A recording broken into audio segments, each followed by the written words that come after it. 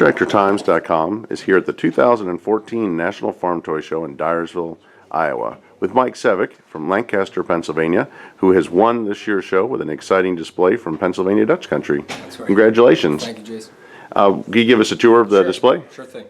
So the display is set currently in the summertime.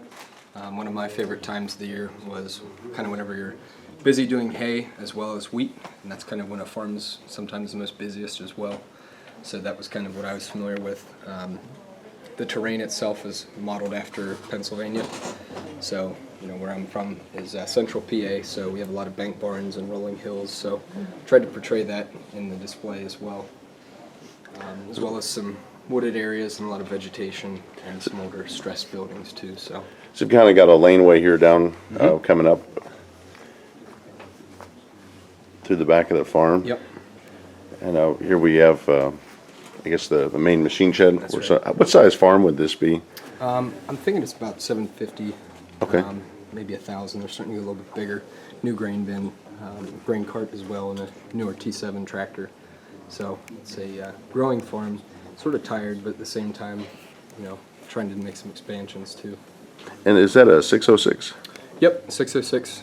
I believe it started as a scale models, and I put the rear tires on it from a Farmall, I guess a Farmall 95.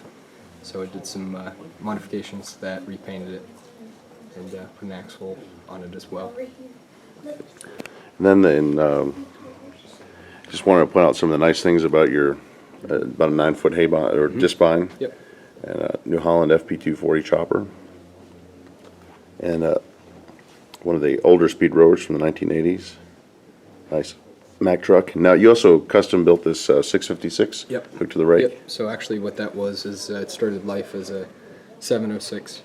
I cut the engine out of that and just used a Dremel tool to kind of cut it out, and then took the engine from a 560 International, cut that all out as well, put that inside the tractor, and then used the same rear tires and rims for that, and put some decals on it and a tractor fab front grille, some weights as well.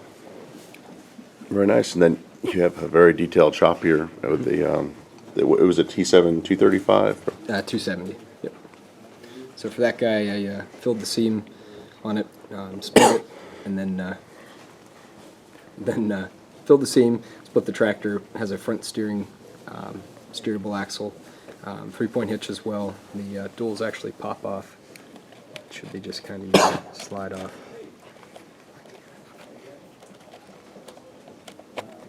They just pop off. So painted the inside for like the little weight as well. Did some interior details, and then did the handrails with some lights on them, like the real ones. And did a stack. The Ertl version is actually a little bit smaller, so to get the stack higher, made that out of brass, and mounted that guy up as well. It's a very nice looking tractor. Thanks. And it's a great looking shop with all the parts and tools and storage up here on the top.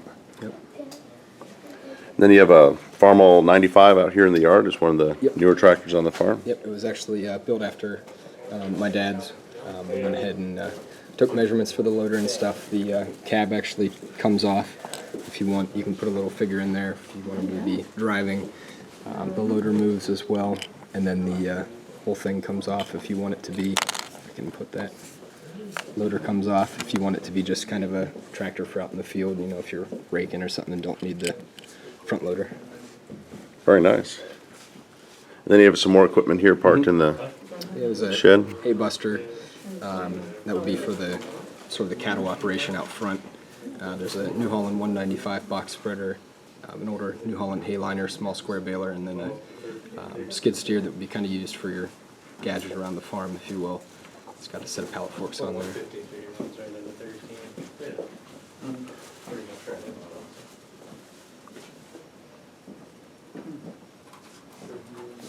And then you have a very nice looking house.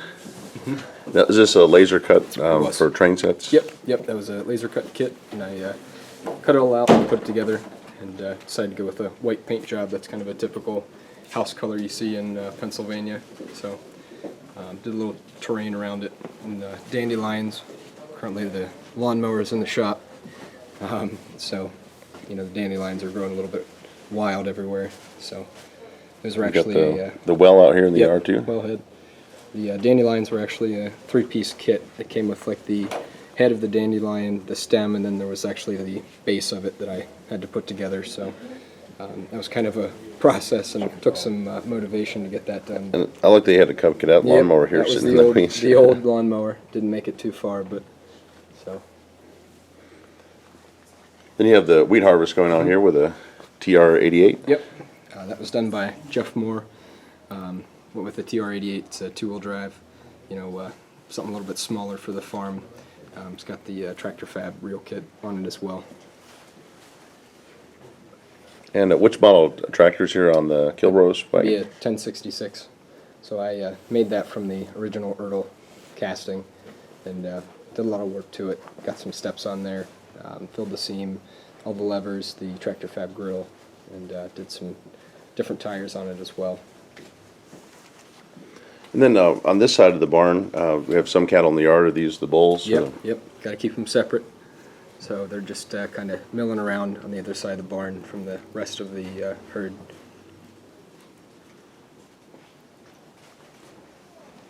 And then Massey Ferguson is a 2775. Yep. Yep. And we appreciate your article in the Toy Tractor Times last year on how to make a road from smooth. Yeah. It's come out very nicely. Thanks. Yeah, and for the lines I just used, they're just pinstriping from like an automotive shop as well. And just taking a look back at the wheat field, now is the Kilbrose made out of brass? Yes, the it is. wagon? Yep, that was made by Eric Peterson. Okay. I actually modeled that, gave him the specs off of my dad's. It's a Kill Brothers 385. So I went out and measured it and gave him all the dimensions and stuff and took some pictures and sent it to him, and he made that up, and pretty happy with that. Very impressive piece. We've got a nice wooden bridge, bring the farm out to the main road. Yep. And about how many head of cattle are on the farm? At the moment, there's about 50, so it's Okay. about 25 of the cow-calf. And then I think approximately the feedlot area could hold about 50. And how do you make the flowing river? That was actually kind of an interesting process. The first thing I did was Woodland Scenics makes a water that you can pour, and tried that, left for a week, and came back and actually ended up looking kind of like Sprite. So I tore it all out, tried again, and used Mod Podge, which is kind of like Elmer's glue. Mm-hmm.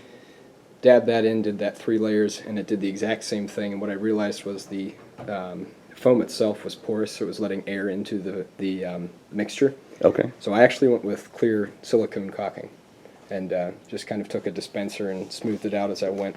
And that's been really actually the best solution that I've found, and it's very easy to clean, and you don't really have to worry about it cracking, easy to patch if that happens.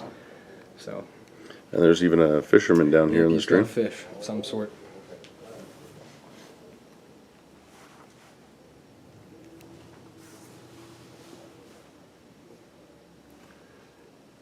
And then this is the feed yard up here. Yep. So this would be where the steers are finished out. Inside the building there's a conveyor where they can go in and eat silage from the farm's main silo. And then decided to go with a little bit of a weathering or muddy look with the cows. Sort of something you'd see more in the feedlot. And the actual manure itself I used clay. Okay. Same with the cow patties and stuff, just kind of roll some clay and flatten it out. So that I thought was pretty effective. And they feed here in the silver barn then too from Yep. the silo? Yep.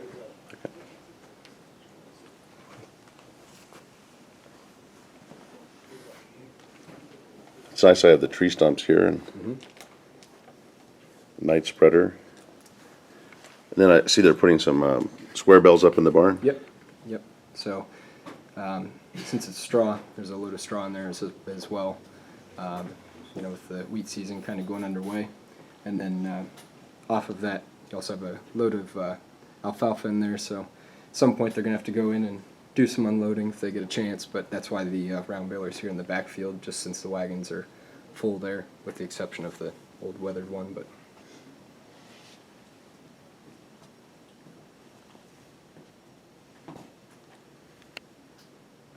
Then still has an old corn crib on it. Yep, so that would have been the farm's main source for some ear corn, and that would have been fed to the steers before the feed room was made with the silo. And then inside there's also a scratch cast picker.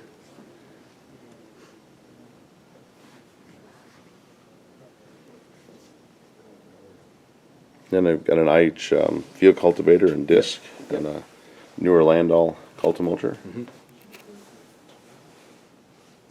I like how you have the auger here with the Yep, downspout. that actually you're able to crank that. That was made by Jared Turner. There's a crank on it, and you can crank it up and down. The little guy does the exact same. There's actually a little tool that I have to use if I want to crank it. So that's kind of a little bit of an adventure to get that set, but it's almost like doing the real thing. So. All right, so I see there's an Oliver. Yep. Some cars over here in the weeds. Yep. There's a 2255 Oliver. It's got a Folgers can on the muffler, so hopefully the rain doesn't go in there. And then there's a old Chevy Bel Air as well. That's kind of got some bullet holes in the side and seen better days as well.